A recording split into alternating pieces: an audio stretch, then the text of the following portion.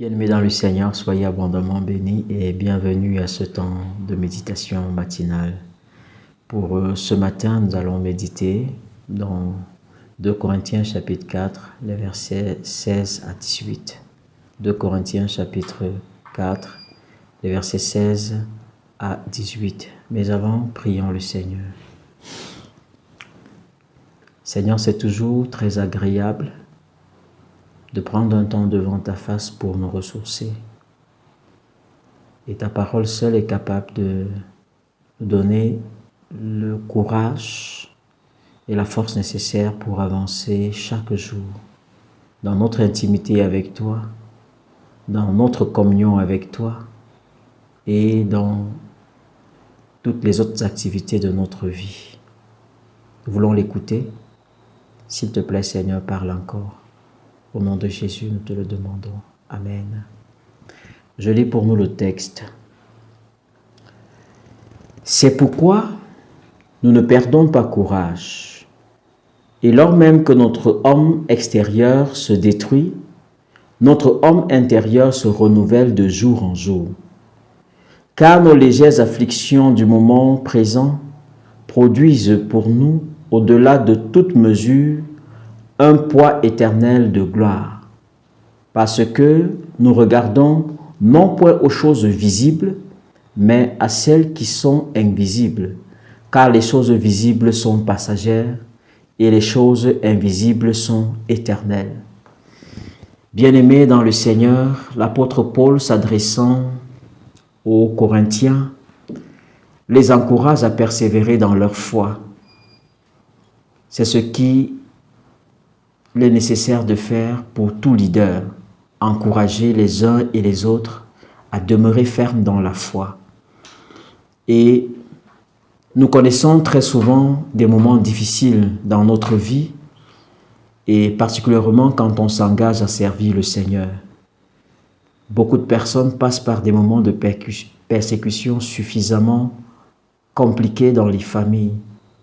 Nous connaissons des jeunes qui ont connu des moments difficiles après qu'ils se soient engagés avec le Seigneur.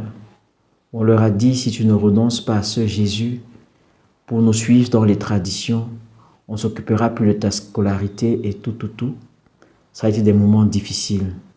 On connaît également des foyers qui vivent difficilement leur foi parce que le mari peut-être n'est pas d'accord avec cette foi et estime qu'il faut abandonner la foi pour entrer dans des choses qui quelquefois ne sont pas véritablement en accord avec la volonté de Dieu.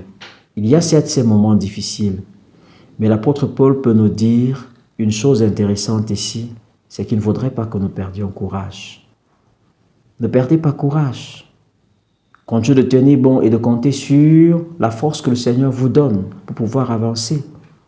Notre homme extérieur peut se détruire, c'est-à-dire ce corps qui nous enveloppe, peut se détruire, mais il est important que nous veillions à ce que notre homme intérieur, notre âme, notre esprit soit préservé et que notre vie intérieure soit travaillée chaque jour pour que cette communion avec le Seigneur demeure.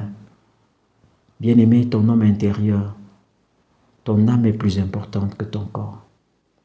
Je voudrais t'encourager à ne pas regarder aux choses physiques, à ne pas regarder aux choses visibles qui périront, qui passeront, mais à regarder à celles qui sont invisibles. Il s'agit de la vie éternelle. Bien-aimé, comment est-ce que tu travailles ta communion avec Dieu chaque jour? Quelle est la place que tu lui accordes chaque jour pour renouveler ta communion avec lui, pour que ton homme intérieur, pour que ton âme grandisse, pour que ton âme soit permanemment nourrie? Quel est le temps que tu consacres? On peut courir après toutes les choses de ce monde-ci, mais passer à côté. Dieu veut que ton âme, ton homme intérieur, soit renouvelé et fortifié. Et c'est sa parole qui est capable de le faire, de fortifier ton homme intérieur.